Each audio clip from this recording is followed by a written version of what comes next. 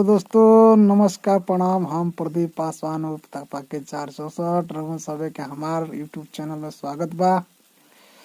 देखी होली जस जस रस रस आता तनी मनी हमरो रोमा कनकनाता। तो अभी फिलहाल के ही कहानी घटल है। भैया ठंडा के मौसम रहलक, भैया खूब कह समझा के गइल बाड़ी भौजी के कि लाख केहू भी कुछ कही होली में कोनो देवर से बोलिहा मत, नैन मटाका लड़ाइहा मगर टेहरा टेहरी छोड़िहा मत। अब ओकरे में देखी हमरे तेरे एगो लथेर देवर प्रवेश कर रहल बा उ घर के अंदर।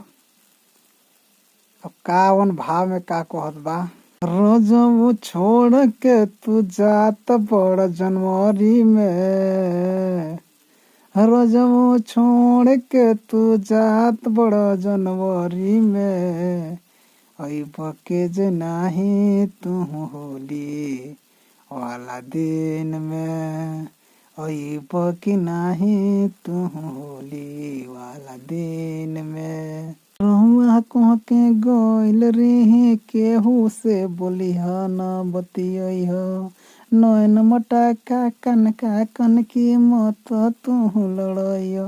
फगुआ आई गोइल रौर भाई बौराए गोइल, धर के आकावार भिजा देलक पूरा साया साड़ी, धर के आकवार बुझा देलक पूरा साया साड़ी। ना कुन नो कुन कोहली देवरा के दौड़ैली ढमकैनी, तब न मन धर के सीट किनी जे लगैनी, तो रंग लगा देली पूरा साया साड़ी में, तो रंग लगा देली पूरा साया साड़ी में।